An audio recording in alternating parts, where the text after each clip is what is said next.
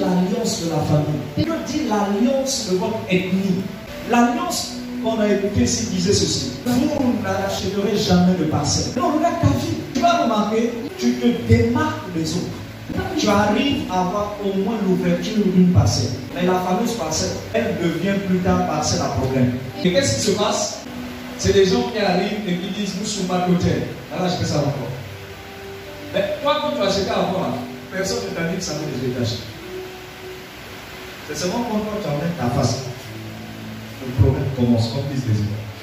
C'est lorsque tu emmènes ton visage. Tant que tu n'as pas donné l'argent, il n'y a pas d'histoire de fou. C'est au moment où toi tu donnes l'argent que tout le monde commence à réagir. Cher maman, cher papa, c'est pas une affaire de pas que sur la vie. Non, là, le gars met le bruit. C'est dans ton sang. La malédiction qui t'accompagne. Moi, je n'ai rien fait aujourd'hui, je ne dois rien à personne. En matière de sorcellerie, tu n'as pas besoin de le voir. Ton sang doit. Parce que ton sang est plus vieux que toi. Le sang qui circule dans tes veines, c'est le sang de ton grand-père et de ta grand-mère. C'est pas le fait. Quand vous voyez des grands-parents aujourd'hui maudits, des petits-fils, et puis il y a des mamans qui disent, sans effet, c'est pas ton enfant, c'est pas toi qui as souffert pour mettre au monde. Ça me fait rire. Parce que je me dis, mais la maman a oublié une chose. Le petit-fils là, dans ses veines, le sang qui circule, c'est le sang de vie. Donc quand on le maudit, son sang écoute la voix de son aïeux. Voilà pourquoi il y a des grands-parents qui peuvent maudire des petits-fils. Mais ici, c'est moi qui ai mis au monde ton père et ta mère pour que tu réussisses. Donc en fait, je les aide à moi. Mets la main droite sur la tête, dis: Seigneur, je suis fatigué de souffrir. Non, en fait, je vais la dire ce que tu m'as dit, ce que tu dis dans la chambre. Alléluia.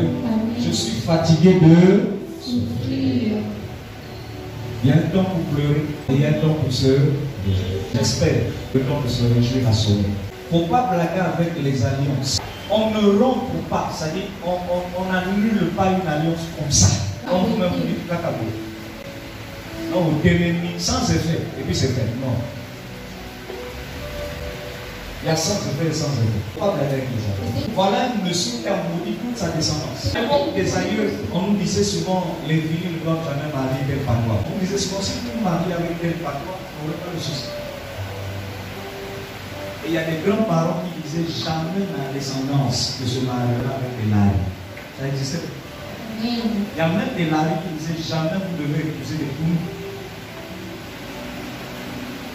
Même entre nordistes, il y a des villages là où on ne se marie pas. Même entre nordistes. Mais ce sont des clauses. Ce sont des lois des hôtels, les lois des maris, les lois des hôtels des familles. Et toutes ces lois constituent ce que nous avons alliance. Quand tu es né après 1900 ou 2000 et puis tu arrives comme ça, tu te dis: non, au nom de Jésus, je détruis. Mon frère, qu'est-ce que tu vas détruire en un jour? Ce que tu essaies de détruire là existe depuis les siècles. Maintenant, vous allez remarquer, quand vous essayez de vous marier avec les patois interdits, le monsieur meurt avant, la femme meurt jeune, ou vous n'avez pas d'enfant, ou vous avez des enfants, vous vivez longtemps, mais vous vivez une misère qu'on ne peut pas expliquer. Vous viens dans le foyer, toi la femme, tu es la plus négligée de toutes tes sœurs. C'est-à-dire que tes sœurs sont heureuses, mais toi la misère que tu vis avec ton homme là. En fait, quand tu vois ta beauté là, c'est pas toi. Un homme ne peut pas te faire souffrir. Les récabites. Et qui est venu leur parler? Jérémie, un prophète. Il dit: ainsi parle l'Éternel. Il dit: Tzabatindinga, mais la vie. Alléluia. Buvez. Eux, ils disent ça là, même si Dieu te l'a dit, c'est choquant. Ils disent: même si c'est Dieu qui te l'a dit. Et nous, on préfère écouter ce que Kokiabeto sont ça. Les familles, tu peux être là en tant que pasteur, tu dis: à partir d'aujourd'hui, ne fumez plus. À partir d'aujourd'hui, ne touchez plus au téké. À partir d'aujourd'hui, ne faites plus les incisions. À partir d'aujourd'hui, ne faites plus ceci. N'allez plus consulter. Les gens vont te regarder. Quand tu termines de parler, ils vont te dire: voyez, merci. Mais la nicane, petit salaire. Tu n'arrives à comprendre. Alléluia. Ici, c'est un homme de Dieu qui vient, il parle. Il dit: ainsi parle l'Éternel. Ne faites plus ce que vous faites. Eux, ils disent à l'homme de Dieu: oh pasteur, c'est là où tu entends. Pasteur a dit là, et puis demain on va te dire: sauvez que ma frère a dit. Sauve d'abord tes frères. Vous n'avez jamais entendu des choses comme ça? Hein? Je viens de le dire. Cette affaire des alliances-là, ce n'est pas d'aujourd'hui. Ça existe depuis belle lurette. À la seule différence, il n'y avait pas Internet. Et il n'y avait pas réseau, il n'y avait pas Facebook, il n'y avait pas YouTube. Maintenant, là, tout est populaire. Regardez les alliances.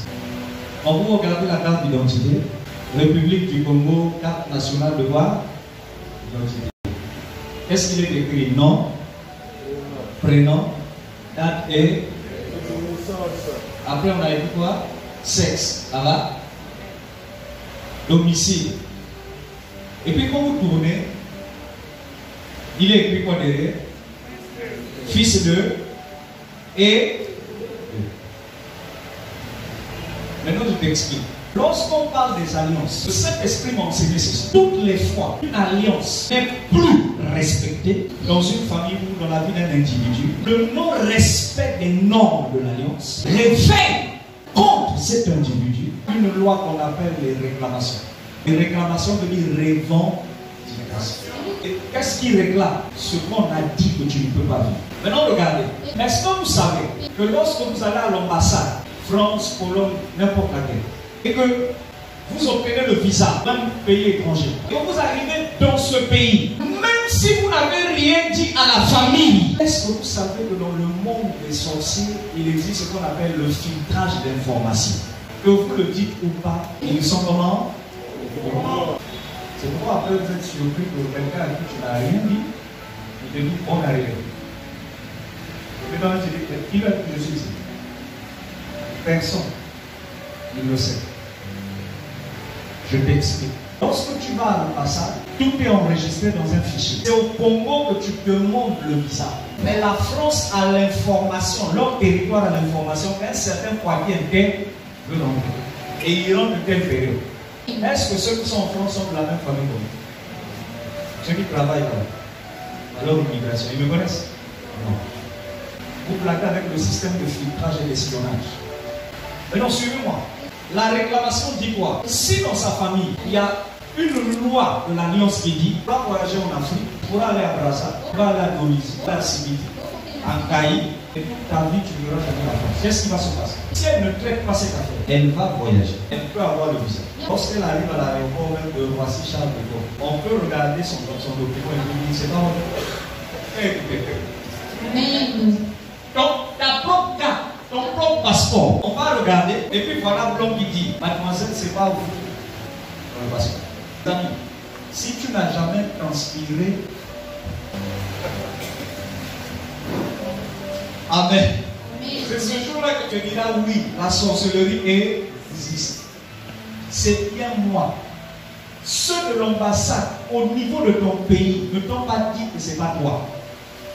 À l'aéroport, personne ne t'a dit que ce n'est pas toi. Est-ce qu'on se fait comprendre? Amen. Même dans l'avion, l'hôtesse de l'air, lorsqu'elle a, comment on appelle ça? Elle a regardé ton passeport en entrant. Elle n'a pas dit que ce n'est pas toi. Les amis, là, voici qu'on te dit que ce n'est pas toi. Comment on appelle ça? C'est à l'aéroport, là, ça dit, là où même, à la limite où la malédiction dit que tu n'as pas le droit, c'est là même. On te dit, tu ne peux pas rentrer. Et le monsieur te dit, mademoiselle, rentrez dans ce jour-là et au bas.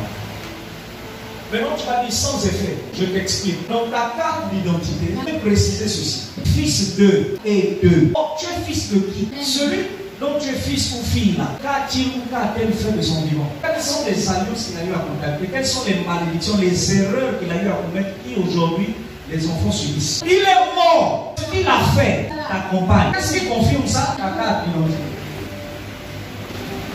Voilà pourquoi beaucoup de pasteurs recommandent alors sa dette. Avant tout voyage, apprenez à informer vos pasteurs. On puisse même moindre votre passeport. Je me rappelle l'une de nos filles dont la femme est aujourd'hui en France.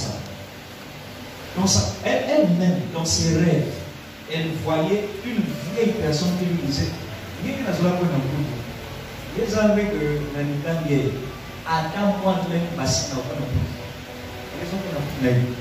et puis, on va à l'église, pasteur. La grand-mère décédée lui dit dans le rêve, jamais de la vie. Et en plein but ici, je lui dis un jour, on met ton passeport. Elle a emmené ça à l'église. Devant, j'ai pris l'huile d'onction. J'ai juste mis sur mon doigt, comme l'empreinte. Et j'ai posé sur le passeport, la devanture du passeport. J'ai ouvert. Et là, on doit mettre le cachet. Il n'y avait pas encore caché bizarre. Je me dis, moi, après ma vie, si je suis ton père spirituel, je mets le bizarre. Je ne dis pas que personne ne m'empêche d'aller. Je ne dis pas l'esprit de la défense. Va et franchir les frontières, franchir les territoires.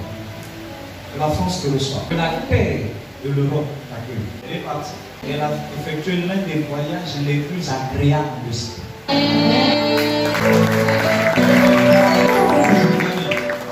Voilà quelqu'un dont la maman est venue en pleurant chez nous à la maison. Et je me rappelle, la maman avait fait une offrande, je ne sais même plus c'était combien, entre 50 et 100 000, comme ça, elle a dit, papa, moi je ne suis pas Dieu. Moi, ma fille, elle doit reçu. Tous mes enfants, personne ne reçu. Pas de mariage. Les enfants comptent les enfants. Toutes mes filles font des enfants. Et les parents, les papas, les abonnés. Mais celle-là, elle n'a pas encore d'enfants. Je ne veux pas qu'elle vive les mêmes malédictions que les autres. Parce que si vraiment tu es son père spirituel, aidez-elle. Amen. Et à la maman, c'est une affaire d'hôtel contre l'hôtel de votre famille dit que tes enfants peuvent faire aussi. Et l'hôtel de l'église dit ceux qui sont mes enfants doivent réussir. Dis maman, fais une offrande avec eux. Donc, par les circonstances, que faut-il faire? Lorsque ce n'est pas moi, c'est quelqu'un d'autre qui l'a fait. C'est un oncle qui l'a fait. C'est un grand-parent qui l'a fait. C'est un neveu même qui a les toucher. C'est un cousin qui a pu faire n'importe quoi. Et puis ils m'ont suivi. Qu'est-ce qu'il faut faire? Le Seigneur m'a dit, il faut adresser une prière des chants. Il faut adresser une prière. Tu n'as pas compris? Lui, il est plus. Mais il a laissé toute la famille dans la souffrance. Dis à Dieu dans la prière que les conséquences de ces malheurs tombent sur ses propres enfants. Que ça me lâche moi et ma descendance. Je viens de t'expliquer ce qu'il faut faire. Va faire ça à la maison. Amen. Vous allez dire c'est écrit où? Mais c'est ce qui s'est passé dans l'histoire de la vie. Quand David a posé la question au Seigneur, qu'est-ce que je dois faire pour arrêter la malédiction? Écoutez ce que le Seigneur lui dit. Prends les enfants du défunt, de celui qui a fait qui a posé le mal, et donne-les à ces personnes-là que lui avait tué, à cette famille-là. Et ceux qui sont vivants tuent ces enfants. Ça ne veut pas dire que physiquement on va dire aller les tuer. C'est une façon de dire.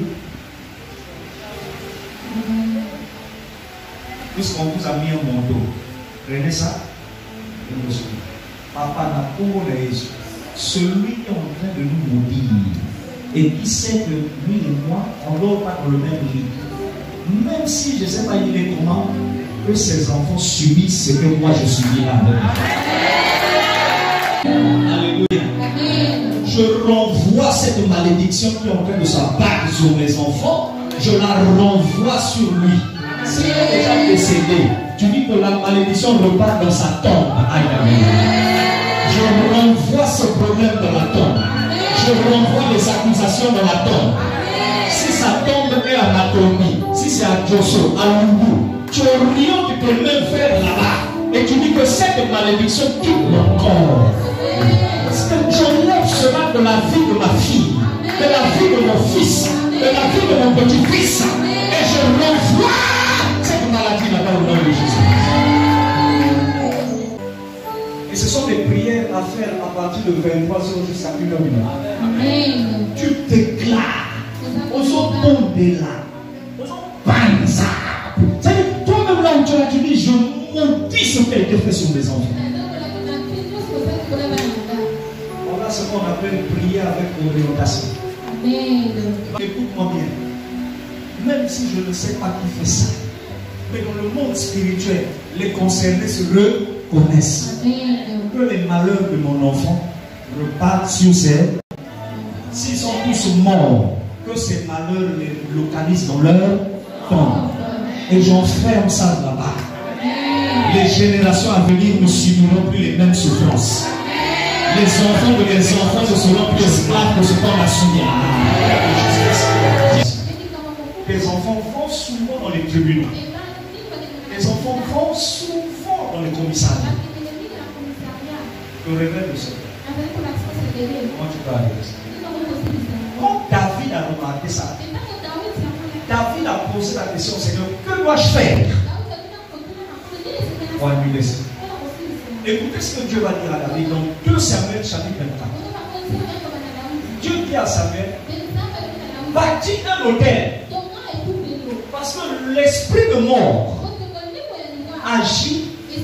Parce qu'il y a un autel de la mort qui lui donne des ordres. Bon, quand tu veux détruire un autel satanique, tu veux bâtir un autel. Et il lui dit, bâtis un autel.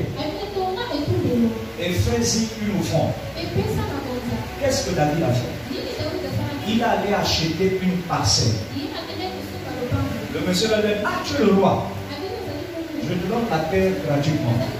David a dit non.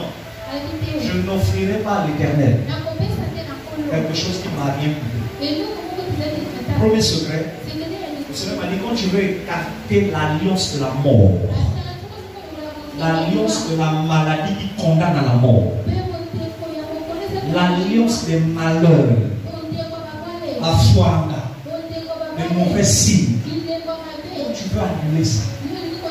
Même si ça vient, tu rompes ça, tu annules ça. Il a dit la première chose là, offre à l'Éternel quelque chose qui a de l'art. Simple sacrifice. Mais c'est pourquoi chez les marabouts on ne dit pas. On a de boulot, on met le Congo. Nous on ne vous demande pas ça. Où tu emmènes quelque chose en nature, mais pas le mouton. Il y en a d'autres qui t'achètent à lui seul les chaises de l'église. Est-ce que vous savez que la chaise cérémoniale est l'image de la stabilité? Quand tu offres à une église un tapis, tu sais ça veut dire quoi? La dignité et l'honneur. Il y a des délivrances. Le seul code, c'est la confession. Si tu ne vas pas voir ton pasteur, lui dit que tu as couché avec cet homme, tu as trompé ta femme, tu as fait ceci, tu ne fais aucune délivrance malgré le combat spirituel qu'on dit. Si tu n'avoues pas que tu as avorté, tu ne sors pas.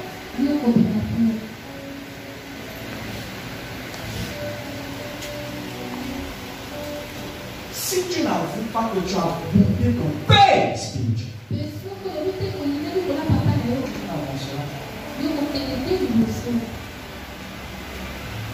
il y a des délivrances. Si vous voulez me libérer, faites la paix entre frères et sœurs. Vous allez voir comment la sorcellerie de votre famille va tomber mourir. Il la met sur la poitrine et dit Seigneur, j'ai reçu ta parole. Comment rompre les alliances? Je reçois ta parole. Je reçois cet enseignement. Je l'accepte de tout mon cœur. Et je le mets en pratique. Bénis-moi cette semaine. Afin que j'active ma délivrance. À travers mon offrande sacrificielle. Laisse-moi donner à ton nom. De la valeur. Laisse-moi provoquer l'autel de cette église. Il y a des malédictions familiales qu'on détruit. Pas par la prière, pas par l'offrande, mais par quand tu bois le sang de Jésus, tu manges la chair du Seigneur, tu actives la victoire qui est dans le sang de Jésus, tu actives ça dans tes veines et dans ton sang. Et ça annule la condamnation liée au sang de ta famille.